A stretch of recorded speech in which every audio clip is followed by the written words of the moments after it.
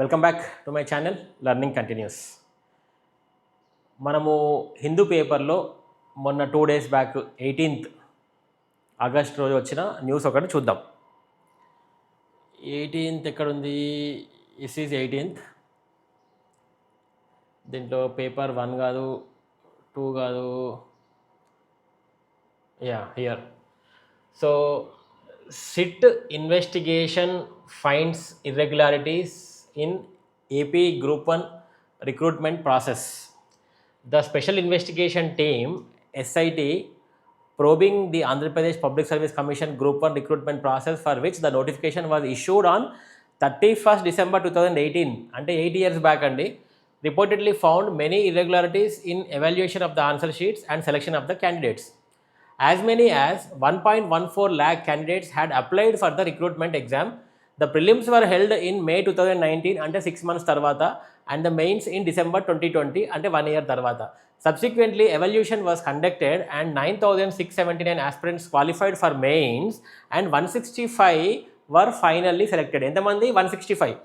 During investigation, it was found that the evaluation process had been entrusted to 2 private firms which were reportedly known to the then APPSC Secretary PSR Anjaneyulu.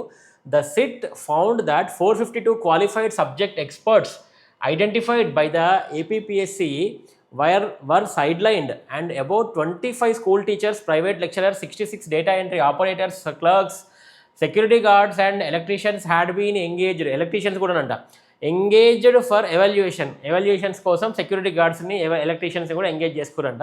ఇది మనకి ఎప్పుడో ఉంది news, ఇప్పుడు వచ్చింది. It was found that, నేను చెప్పలే news, SIT వాళ్ళు చెప్తున్నారు. It was found that answer sheets were shifted from the APPSC strong room and allegedly kept in a resort for about 84 days, violating the APPSC rules. 84 days resort la vettidata.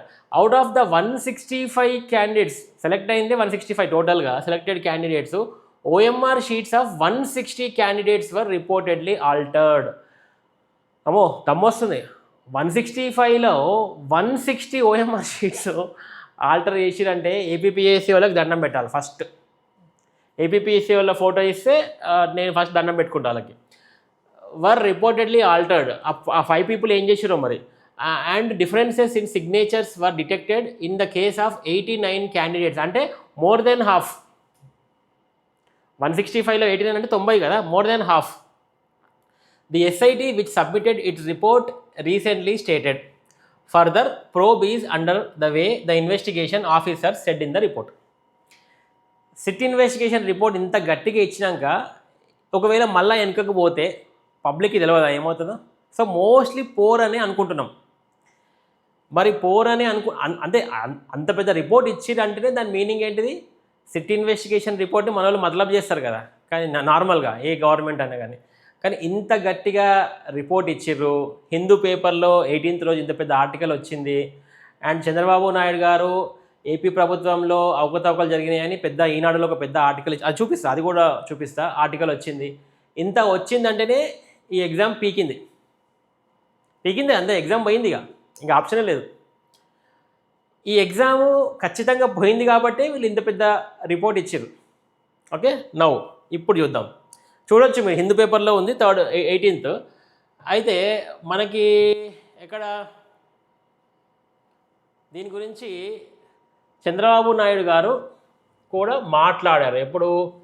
మొన్న వచ్చింది, ఇది ఈనాడులో వచ్చిన article అండి. ఆ Group 1 అతిపెద్ద కుంభకోణం, వైకాపా హయాంలో ఊహకందని రీతిలో అక్రమాలకు పాల్పడ్డారు. పరీక్షా మూల్యాంకనంపై హైకోర్టును తప్పుదోవ పట్టించారు. శాసనసభలో ఎండకట్టిన ఏపీ ముఖ్యమంత్రి చంద్రబాబు. ఓకే, ఈ ఆర్టికల్ చదవచ్చు. ఇది ఇంత పెద్ద ఆర్టికల్, ఆల్మోస్ట్ మోర్ దెన్ 3/4 అనుకుంటా, 3/4 పేజ్ ఆర్టికల్. ఈయన ఎవరు? చంద్రబాబు నాయుడు తెలుసు కదా ఎవరో, సీఎం ఆఫ్ ఆంధ్రప్రదేశ్. అంత పెద్ద ఆయననే ఇప్పటిదాకా దీన్ని ఇంత పెద్ద ఇది చేసాను. మరి ఇదే కథ జార్ఖండ్లో కూడా జరిగింది రీసెంట్గా. జార్ఖండ్లో ఏమైంది? ఈయన ఎవరు? సోరెన్ గారు కదా, హేమంత్ సోరెన్. జార్ఖండ్లో ఫలించిన విద్యార్థుల నిరసనలు, పరీక్షలు రద్దు. జార్ఖండ్లో విద్యార్థుల నిరసనలు ఫలించాయి. TDPL నిర్వహించిన JSSC CGLతో సహా అన్ని పరీక్షలు ఫలితాలను రద్దు చేస్తున్నట్టు ఆ రాష్ట్ర సీఎం హేమంత్ సోరెన్ ప్రకటించారు. దీంతో పాటు 2014 నుంచి జార్ఖండ్లో నిర్వహించిన నియామక పరీక్షల్లో అవకతవకలపై సమగ్ర దర్యాప్తు చేపట్టాలని ప్రభుత్వం నిర్ణయించింది. ఈ సందర్భంగా నియామకారుల సంబరాలు నిరసనకారుల సంబరాలు చేసుకున్నారు. అది సంగతి. మరి ఇంకోటి చూద్దాము. ఇది కూడా అదే న్యూస్ అనుకుంటా, సేమ్ న్యూస్, దట్స్ ఓకే. మరి ఇప్పుడు ఏమవుతుందండి? ఇప్పుడు 2014 నుంచి అంట ఇప్పటిదాకా they are digging out the whole things. అక్కడ అన్నీ రద్దయిపోయినాయి జార్ఖండ్లో. ఏపీపీఎస్సీలో కూడా పోయింది. మరి ఇప్పుడు ఏం కావాలా? అందులో జాబు ఎక్కిన వాళ్ళ పరిస్థితి ఏంటిది? నెక్స్ట్ పాయింట్ ఇక అదే. ఇది ఏమంటారు? జాబ్ ఎక్కిన వాళ్ళు మమ్మల్ని చంపేయండి, ఉద్యోగుల ఆవేదన. జార్ఖండ్లో జేఎస్ఎస్సి సిజిఎల్ ఎగ్జామ్స్ వ్యవహారం మరో మలుపు తీసుకుంది. విద్యార్థుల ఆందోళనలతో ఈ పరీక్షలను ప్రభుత్వం రద్దు చేయగా ఆ ఎగ్జామ్స్లో ఉద్యోగాలు సాధించిన వారు సచివాలయం ఎదుట నిరసనలకు దిగారు. సీఎం మాకు అపాయింట్మెంట్ లెటర్స్ ఇచ్చారు, ఇప్పుడు ఆయనే ఉద్యోగాన్ని లాగేసుకోవడం అన్యాయం, దీనికి బదులుగా మమ్మల్ని చంపేయండి, సుప్రీంకోర్టు క్లీన్ చిట్ ఇచ్చాక రద్దు చేయడం దారుణం అంటూ పలువురు వాపోయారు. అంటే సుప్రీంకోర్టు క్లీన్ చిట్ ఇచ్చిందట, మళ్ళీ ఇప్పుడు ఉద్యోగాలు లాగేసుకున్నారు. ఇప్పుడు మనది కూడా అదే జరిగింది కదా. సుప్రీంకోర్టు మన వాళ్ళు ఏం చేశారు? మనం సుప్రీంకోర్టు దాకా పోయినాం. టీజీపీఎస్సీ పోయింది, మనం పోయినాం కదా. సుప్రీంకోర్టు ఒక్క మాట కూడా మాట్లాడకుండా, కాన్స్టిట్యూషనల్ వ్యాలిడిటీ ఆఫ్ జియో 29 చెప్పకుండా, ఇప్పటి వరకు మీరు ప్రిలిమ్స్ హాల్ టికెట్స్ నెంబర్స్ ఎందుకు ఇవ్వలేదు అని టీజీపీఎస్సీని అడగలేదు. అసలు మీరు జిఆర్ఎల్ మార్క్స్ లిస్ట్ ఎందుకు ఇవ్వలేదని ఇప్పటికు టీజీపీఎస్సీ అడగలేదు. ఎప్పుడు సుప్రీంకోర్టుకు పోయినా కేస్ ఈస్ డిస్మిస్డ్ అని చెప్పి మనల్ని తరిమేసారు. మనము బ్యాక్ వచ్చేసినాం. అయితే ఏం జరిగిందో అందరికీ తెలుసు. మరి ఇక్కడ కూడా అంతే జరిగి ఉంటుంది కదా ఆ టైంలో. Same situation. మీరు అర్థం చేసుకోండి. ఈ ఎగ్జామ్ ఎప్పుడైందండి? 2020లో అయింది. ఇప్పుడు ఎప్పుడు? 2026. ఇది ఏపీపీఎస్సీ. మరి టీజీపీఎస్సీ 2024లో ఎగ్జామ్ పెట్టింది, 25లో రిక్రూట్మెంట్ ఇచ్చింది, ఇప్పుడు 26 నడుస్తుంది. 1 year అయింది. వీళ్ళు చంకలు గుద్దుకొని జాబ్ ఎక్కిరు మనోళ్ళు. వాళ్ళకి తెలియదా ఈ జాబ్ పోతుందని? వాళ్ళకి తెలియదా? టీజీపీఎస్సీ చేసే కథలు వాళ్ళకి తెలియదా? వాళ్ళకు కూడా తెలుసు డెఫినెట్గా. ఇప్పుడు వాళ్ళ పరిస్థితి ఇదే. వాళ్ళు కూడా రేపు పోయి మళ్ళీ అడుగుతారు, మీరు రేవంత్ రెడ్డి గారు మీరు ఆ రోజు మాకు ధైర్యం ఇచ్చిర్రు, ఆ రోజు సభ పెట్టిర్రు, ఫట్టుమని తెల్లారి ఇట్లా కోర్టు ఇట్లా చెప్పగానే నెక్స్ట్ డే వితిన్ 36 hours పెద్ద టెంట్ వేసి ఎల్బీ నగర్లో ఎల్బీ స్టేడియంలో చేసిరు కదా. మరి మీరు ఇచ్చిన ధైర్యంతోనే మేము జాబ్ ఎక్కినాం. అన్నీ వదిలేసి మా ఉద్యోగాలు వదిలేసుకొని, ఐటీ ఉద్యోగులు ఉన్నారు దాంట్లో, వాళ్ళు ఉన్నారు, వీళ్ళు ఉన్నారు, తోపులు తురుములు ఉన్నారు, జాబులు వదిలేసుకొని వీళ్ళు వచ్చిర్రు. ఇప్పుడు ఒక 1 yearకో 2 yearస్కో ఈ జాబ్ పోతుంది, వాళ్ళ గ్యారంటీ పోతుంది. ఎందుకంటే ఇవి పోయినాయి కదా. అన్న నువ్వెట్లా పోతుందని చెప్తున్నావు అంటే మరి ఇవెట్లా పోయినాయి? నన్ను మీరు అడగొచ్చు, అన్న నువ్వు ఎట్లా పోతున్నాయి అన్న అని చెప్తున్నావు అంటే ఇవి ఎట్లా పోయినాయి? ఏపీపీఎస్సీ ఎట్లా పోయింది, జార్ఖండ్ ఎట్లా పోయింది? ఆ స్టాటిస్టికల్ డేటాని చూసి నేను చెప్తున్నా, మీరు కూడా పోతాయి రా భయ్. నాకేం దివ్య దృష్టి లేదు, కానీ స్టాటిస్టికల్గా ఒక కామన్ సెన్స్ ఉంది. అవి పోయినప్పుడు ఇవి కూడా పోతాయి. అయితే ప్రాబ్లం ఏమవుతుందంటే, నా పాయింట్ ఏంటంటే, ప్రాబ్లం ఏమవుతుందంటే, పాపం ఈ 562 పీపుల్లో అందరూ దొంగలు లంగలు కాదండి. దేర్ ఆర్ జెన్యూన్ పీపుల్, జెన్యూన్గా జాబులు కొట్టిన వాళ్ళు ఉన్నారు దాంట్లో. కానీ ఇప్పుడు ఆ genuine people they really wanted to do some good work to the society. నిజంగానే వచ్చి జెన్యూన్గా చదివిర్రు, వాడికి మంచి ర్యాంకు రావాల్సింది, 50 ర్యాంకు రావాల్సింది, 150 ర్యాంకు వచ్చింది, అది వేరే కథ, పక్కన పెడదాం. వాడికి ఏ ఎంపీడీఓనో ఏ వెనకనో కిందనో ముందో ఏదో వచ్చింది, మంచి ర్యాంక్ రావాల్సిన వాళ్ళకి. అవునా కాదా? మీరు చెప్పండి సార్. 562 పీపుల్లో మీరు ఎంతమంది నా వీడియో చూసి మీరు అనుకుంటే నీ అమ్మాయి చెత్తరా కొడుకు, ఇక అక్షరం ముక్క రాదు, మీ పక్కన కూర్చున్న వాళ్ళు ఉంటారు కదా కొంతమంది, అక్షరం ముక్క రాదు, వాడికి నాకంటే ఎక్కువ ర్యాంకు, వాడికి మంచి పోస్టు, నాకేమో ఎక్కడనో పోస్ట్, మీకు ఎంతమందికి అనిపించింది? అనిపించే ఉంటుంది పాపం. మీరు నాకు ఎప్పుడూ చెప్పలే కానీ అనిపించే ఉంటుంది కదా. మరి ఇట్లాంటి మంచి క్యాండిడేట్స్ జాబ్ పోతుందని తెలిసినప్పుడు వాడు ఏం చేస్తాడు? He will be forced to do corruption. ఎందుకంటే ఈ జాబులు ఎప్పుడు పోతాయో తెలియదు. అమ్మో 1 ఇయర్కి పోతుందా, 2 ఇయర్స్కి పోతుందా, 3 ఇయర్స్కి పోతుందా తెలియదు. కాబట్టి ఈ లోపల మనం సంపాదించి పెట్టుకుందాం. 2 ఇండ్లో 3 ఇండ్లో ఒక 10 ఎకరాలో 20 ఎకరాలో ఏమవుతుందో తెలియదు కదా, అప్పుడు పరిస్థితి ఏంటిదో.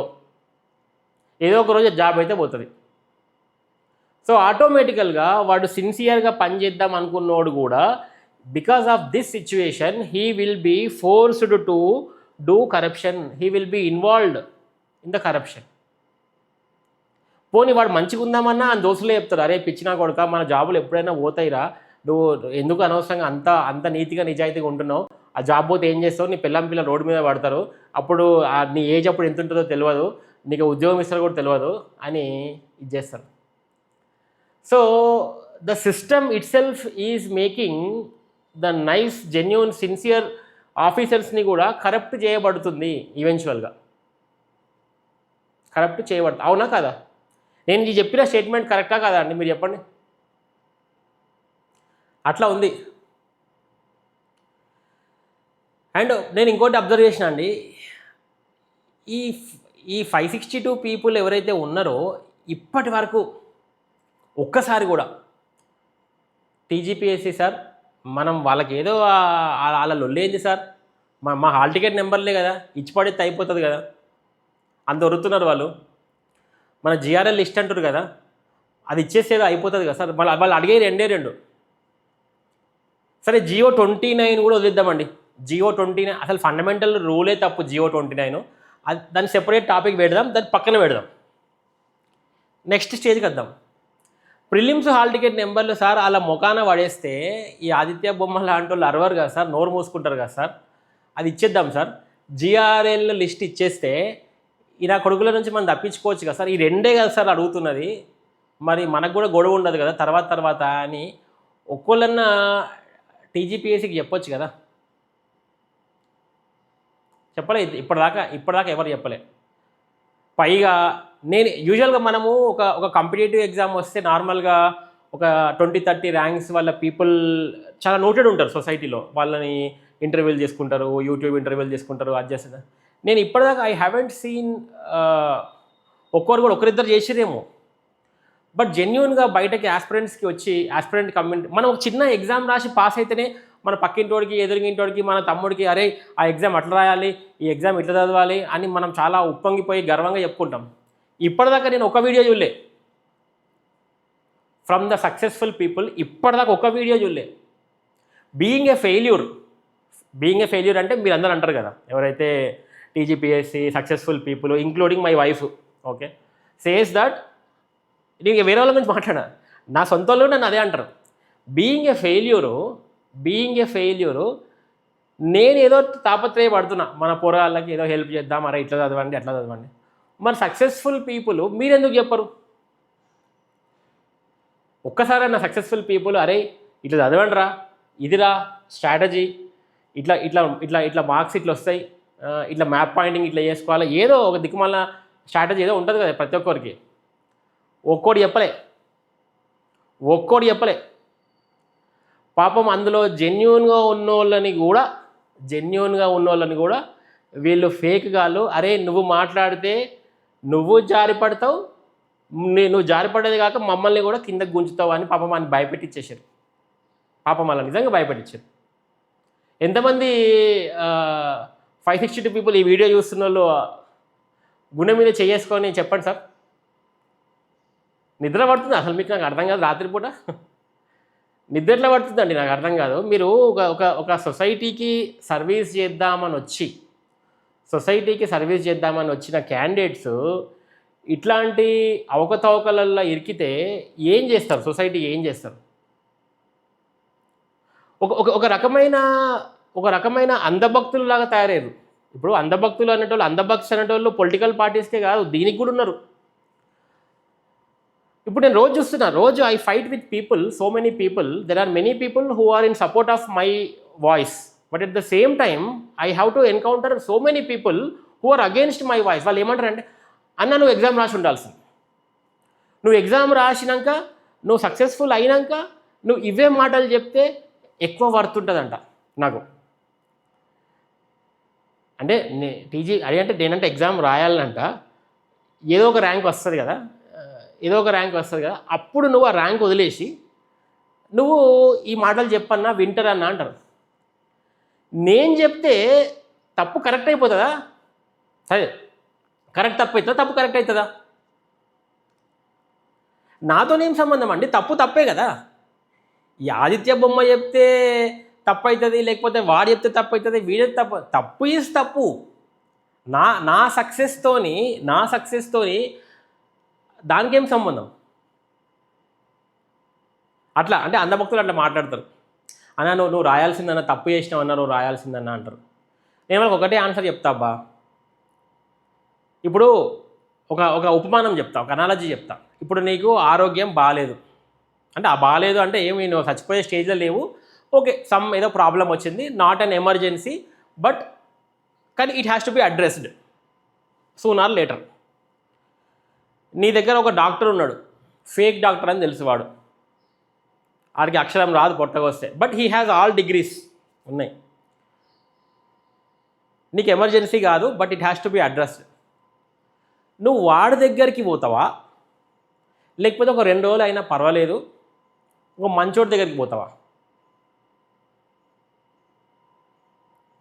ఖచ్చితంగా ఏం చేస్తామండి, ఆడు ఫేక్ గార్డ్ దగ్గర పోయినామనుకో, ఆడు నీకు ఫేక్ మందులు ఇస్తాడు. అంటే are you ready to take the consequences and side effects of those fake medicines? అదే ఎగ్జాంపుల్ నా దాంట్లో కూడా వర్తిస్తుంది. నేను కానీ మా ఫ్రెండ్స్ యోధను, శశి, మేమందరం కూడా టీజీపీఎస్సీ అనేది మాకు మా లైఫ్లో ఒక భాగం. 30స్లోనో 40స్లోనో టీజీపీఎస్సీ వచ్చి పోతుంది అంతే. అదేమి టీజీపీఎస్సీలో నేను జాబ్ కొడితే, గ్రూప్ 1 కొడితే నేను సక్సెస్ఫుల్, మాకు సర్టిఫికేట్ ఇవ్వాల్సిన అవసరం లేదు. టీజీపీఎస్సీ ఆల్రెడీ మేము ప్రూవ్ చేసుకున్నాం. గ్రూప్ 1 కొడితేనే మేము సక్సెస్ఫుల్ అండి, గ్రూప్ 1 కొట్టకపోతే సక్సెస్ఫుల్ కాదా? అట్లా మాట్లాడతారనమాట. So I don't care. నాకు అదే అనిపించింది. నేను జెన్యున్గా చదివినా, కానీ the organisation with whom I wanted to associate is not genuine. Jio 29 తీసుకోండి, డబుల్ హాల్ టికెట్లు తీసుకోండి, రిజర్వేషన్ సిస్టమ్ తీసుకోండి, అదే ఎన్ని ఉన్నాయి, 130 ఉన్నాయి, ఒక్కదానికి ఆన్సర్ లేదు. మరి అట్లాంటి ఆర్గనైజేషన్తో నేను వై వుడ్ ఐ అసోసియేట్ చెప్పండి? అసోసియేట్ ఇప్పుడు టీజీపీఎస్సీలో జాబ్ రాకపోతే మనం బతకలేమా? బిర్యానీ తినేది పప్పన్నం తింటాం అంతే, అంతకంటే ఏం కాదు. పప్పన్నం కాకపోతే పచ్చడన్నం తింటాం, అవునా కదా? అట్లా అందుకోసం అండి మేము రాయండి అందుకోసం. We did not like the way exams were conducted. ఒకవేళ నేను జాబ్ కొట్టి ఉంటే కూడా డెఫినెట్గా నేను ఐ వాజ్ ఎక్స్పెక్టింగ్ టాప్ 10లో ఉంటా అనుకున్నా. టాప్ 10లో అయితే వచ్చి ఉండేది కాదు, 150 200 వచ్చి ఉండేది అనుకో, ర్యాంక్ అయితే వచ్చి ఉండేది. ఎందుకంటే జెన్యున్ పీపుల్ కూడా ర్యాంక్ వచ్చింది కాబట్టి నాకు కూడా ఏదో ఒక ర్యాంక్ వచ్చేది. కానీ నువ్వు డిజర్వ్, నీకు అర్హత ఏం ర్యాంక్ ఉంది, నీకు వచ్చింది ఏంటిది? ఎందుకు కాంప్రమైజ్ కావాలి చెప్పండి? ఎందుకు కాంప్రమైజ్ కావాలి చెప్పండి నాకు ఒకసారి. నేను అందరినీ అదే అడుగుతా. ఇప్పుడు ఎవరికైతే ఈ 300s 400s వచ్చినాయో, 500s వచ్చిన వాళ్ళందరికీ they are well and very much eligible for 150 ర్యాంకులలో వచ్చి ఉండాల్సిన క్యాండిడేట్స్ వాళ్ళు. కానీ టాప్ క్రీమ్ పోస్టులు అన్నేమో ఎవడెవడికో ఎగరగొట్టేసి, అసలు క్యాండిడేట్లని వెనకబడేసి వీళ్ళు వెనక పడ్డారు. పాపం వీళ్ళు ఏంటంటే, అయ్యా బాబు ఏదో కిందనో మీదనో ఏదో జాబ్ వచ్చింది కదా రా భయ్, డిపార్ట్మెంట్లో అయితే వచ్చినాం కదా అని వీళ్ళు సర్దుకుపోతున్నారు, అంతే కదా? అదండి, ఎంత చెప్పినా గింతే లొల్లి. That is what I wanted to convey. Finally I wanted to convey one thing ఏంటంటే, ఈ ప్రొటెస్ట్ అనేవి జరుగుతూనే ఉంటాయి, ప్రొటెస్ట్ చేస్తుంటారు. ఎందుకంటే ఈ జార్ఖండ్ ఏపీపీఎస్సీతోనే ఆగిపోదు. టీజీపీఎస్సీ కూడా అది నిప్పుని కప్పేసిరు, నిప్పుని చెక్కపొట్టుతో కప్పేసిరు. అది ఏదో ఒక రోజు మండుతుంది, గ్యారంటీ బయటికి వస్తుంది. రాదు అనుకుంటే మాత్రం అది దానంతా మనంత పిచ్చోళ్ళు ఇంకొకరు ఉండరు. అది గ్యారంటీ అగ్నిజ లావా ఉంది, అది ఏదో ఒక రోజు బయటికి వస్తుంది. అది ఈరోజు రేపా అన్నది క్లారిటీ లేదు. అయితే దీనికి ఏంటంటే ప్రజెంట్లీ మన గ్రూప్ 1 ఆస్పిరెంట్స్ ఫేస్ చేస్తున్న ప్రాబ్లం ఏంటిదంటే సపోర్ట్ లేదండి. సపోర్ట్ లేదు. సపోర్ట్ ఎట్లా లేదు అని అంటే అపోజిషన్ పార్టీ వాళ్ళు ఎప్పుడో ఒకసారి మాట్లాడతారు, ఒక్కోళ్ళు కూడా ప్రొటెస్ట్ చేయరు. ఆ ఫండ్స్ లేవు, ఆ లీడర్షిప్ లేదు. ఉన్నా కానీ కొంతమంది లీడర్స్ వచ్చి మాట్లాడగానే వాళ్ళని తీసుకుపోయి లోపలేస్తారు. ఈ ఈ ఈ నెట్వర్క్ని బాగా డీసెంట్రలైజ్ చేసేసి మొత్తం అట్లా స్ప్రెడ్ చేసేది పాలిటీషియన్స్. అపోజిషన్ వాళ్ళు వచ్చి మాట్లాడంగానే ఈ పవర్లో ఉన్న వాళ్ళు అలాగే చెప్తారు, మీరేమైనా సత్యపూసలా, మీరు శుద్ధపూసలా, మీరు చేసిన కథలు లేవా, అలాగే చెప్తారు. కథం వాళ్ళకు కూడా బ్లేమ్ పడుతుంది. ఇద్దరు కొంచెం బురద జల్లుకుంటారు, వాళ్ళు కొంచెం వీళ్ళు కొంచెం. కథం అదే జరుగుతుంది, ఎప్పుడు అదే జరుగుతుంది కదా, ఎవ్రీ టైం అదే. ఎందుకంటే వాళ్ళ హయాంలో 2 సార్లు క్యాన్సిల్ అయింది. మీరు మాత్రం బుద్ధిమంతులా, మీరు ఇది చేయాలి అది చేయాలని వాళ్ళ మీద చేస్తారు, ఇటు వీళ్ళ మీద చేస్తారు. అల్టిమేట్గా నష్టపోతుంది మాత్రం స్టూడెంట్స్, ఆస్పిరెంట్స్. ఈ గ్రూప్ 1 అనేది ఒక దిక్కుమాలిన డ్రగ్. కనీసం డ్రగ్స్ తిన్నా బాగుంటుందేమో, ఆ హెరాయిన్లు కొక్కాయిన్లు వాటితోనన్నా పబ్లిక్ అని రీహాబిలిటేట్ అయ్యి బయటికి రావచ్చేమో. కానీ ఇది ఒక దరిద్రమైన డ్రగ్, పాపము వదులుతలేదు జనాలని. అదొక మనకి పాతకాలంలో విఠలాచార్య సినిమాలు ఉంటాయి, మోహిని పిశాచి. విఠలాచార్య సినిమా చూడండి ఎవరన్నా, మంచిగా తెల్ల దయ్యం వేసుకొని ఆ మోహిని అందంగా పిశాచిలు వీళ్ళని పట్టుకుంటాయి. ఇది సేమ్ అదే పిశాచి, మోహిని పిశాచి లాగా ఈ వేరేళ్ళని పోనీయదు. ఈవెన్ అమెరికాలో ఉన్న వాళ్ళు కూడా ఆదిత్య ఎప్పుడు నోటిఫికేషన్, ఆదిత్య ఎప్పుడు ఫోన్లు చేస్తారు. నీ అమెరికాలో ఉన్న వాళ్ళు కూడా అదే లొల్లి. అంటే ఇది అట్లా తిరుగుతుంది అనమాట. ఈ భూతం అంత పిచ్చి ఉంది ఈ గ్రూప్ 1 అనే జనాలకి. మరి వాళ్ళకి ఏం ఆన్సర్ చెప్పాలి చెప్పండి? వాళ్ళ ఇయర్స్ వేస్ట్ చేసుకుంటున్నారు కదా అట్లా. సో ఇప్పుడు ఈ సపోర్ట్ ఎట్లయినా మనకి పొలిటికల్ నుంచి అంత లేదు, రావాలి. అండ్ స్టూడెంట్స్ నుంచి రావాలండి. మెయిన్ ఏంటంటే స్టూడెంట్స్ నుంచి రావాల్సినప్పుడు రావాలండి సపోర్టు. ఆ లాస్ట్ ఇయర్ అప్పుడు 2024 అక్టోబర్ 19th వచ్చింది, 1.5 day బిఫోర్. ఆ రోజు అందరు వచ్చి చేసిర్రు, కానీ ఏం లాభం, అప్పటికే పుణ్యకాలం గడిచిపోయింది. ఉత్తప్పుడు రమ్మంటే ఎవడు రాడు. పాపం అశోక్ నగర్లో కొంతమంది లీడర్స్ ఉన్నారు, లీడర్స్ గట్టిగా తిరుగుతారు. వాళ్ళు రండిరా అంటే ఆ స్టడీ హాల్స్లోకి వెళ్ళి ఒక్కడు కదలడు. ఇట్లా వస్తారు, కొంచెం దూరం వస్తారు, అట్లా ఎన్టీఆర్ స్టేజ్కి వెళ్ళి వస్తారు, సందులోకి వెళ్ళి ఆ బేకరీలకు దూరుతారు, కథ అటు నుంచి అంటే పత్త లేకుండా పోతారు. మరి చేయాల్సినప్పుడు చేయలేరు తర్వాత. కానీ రిజల్ట్స్ మాత్రం అందరికి కావాలి. ఇది ఎట్లయితే చెప్పండి? అంటే మన కంట్రిబ్యూషన్ ఉండదట, కానీ రిజల్ట్స్ మాత్రం అందరికి కావాలట. ఇప్పుడు ఈ గ్రూప్ 2 పోరగాళ్ళు, గ్రూప్ 3, గ్రూప్ 4 వీళ్ళు కూడా రావాలండి. వీళ్ళు ఇది issue is not about group 1. ఇది issue is not about group 1. We're not, ఇప్పుడు I'm not fighting for group 1. I'm fighting for the atrocities or whatever these kind of things కదా. ఇది ఓవరాల్గా అన్ని ఎగ్జామ్స్కి ఎఫెక్ట్ చేస్తుంది. ఈ మాల్ ప్రాక్టీసెస్ ఏవైతే జరుగుతున్నాయో అన్ని ఎగ్జామ్స్కి ఇది వర్తిస్తుంది. మన పైన నీట్ పేపర్ ఉంది, నీట్ పేపర్ జరిగినాయి అన్నీ మనకి ఏం తెలుసు అండి? రేపు మన పిల్లలు ఇదే వ్యవస్థలో ఉంటే, ఇదే వ్యవస్థ ఇట్లా ఉంటే నీకు ఎగ్జామ్ రూపంలో కాకపోవచ్చు, కానీ ఇంకొక రూపంలో అన్యాయం జరుగుతుంది. ఎగ్జామ్ రూపంలో అన్యాయం జరగదు, కానీ గవర్నమెంట్ ఇట్లనే ఉంటే ఇంకొక రూపంలో అన్యాయం జరుగుతుంది. మనకు కనబడతలేవా రోజు ఉన్న ఎన్ని రోడ్స్, గుంతలు, ఏమైనా what ever you take, women మీద హరాస్మెంటు, ఇది బయట rowdyism, what ever you take. మనం దీన్ని ఎప్పుడు కూడా ఎగ్జామ్ రూపంలో చూడొద్దండి. ఈ ఎగ్జామ్ రూపంలో చూస్తే అది wrong. It is about trying to correct the system so that మిగతా ఏరియాస్లో బెటర్మెంట్ ఉంటుంది. ఇక్కడ సెట్ అయితే మిగతా ఏరియా సెట్ అవుతాయి. దానికోసం పోరాడుతున్నాం నేను కానీ ఇంక whatever whoever is fighting against this system. We are not worried about group 1 పోయింది లేకపోతే గ్రూప్ 1 కోసమే కాదు. ఇది సెట్ అయితే మిగతాయి సెట్ అవుతాయి. గ్రూప్ 2 పిల్లలు కానీ, గ్రూప్ 3 పిల్లలు కానీ, ఇంకా వీళ్ళు కూడా సపోర్ట్ చేయండి. మీకు సంబంధం లేదని వదిలేయకండి సార్ మీకు. ఎందుకంటే గ్రూప్ 1 మనకు కాదులే, వాళ్ళు ఏదో కొట్టుకుంటారు అనుకోకండి. అందరూ రావాలి. అందరూ వస్తేనే రేపు మీ ఎగ్జామ్స్లో కూడా సిన్సియర్గా, స్ట్రిక్ట్గా అవుతాయి. లేకపోతే ఎఫర్ట్ ఈజ్ ఎఫర్ట్ కదా, ఎవరిదైనా ఎఫర్ట్. ఇప్పుడు ఒక ఫారెస్ట్ బీట్ ఆఫీసర్ గాడు కింద మీద వాడు చదువుతాడు, వాడి ఎగ్జామ్లో అవకతవకలు జరిగి వానికి రావాల్సిన జాబ్ ఇంకొకరికి పోయింది అనుకుందాం, మరి నీకు బాధనా కాదా? అది ఎట్లా జరిగింది? ఈ గ్రూప్ 1 విషయంలో వచ్చిన ధైర్యంతో వీళ్ళు వేరే వాటిలో కూడా అదే ఇంప్లిమెంట్ చేస్తారు. ఎందుకంటే వీళ్ళకి they are getting lessons how to handle the situation with the aspirants. మేము గ్రూప్ 1లోనే కూర్చోబెట్టినాం, నువ్వెంతరా పోయి,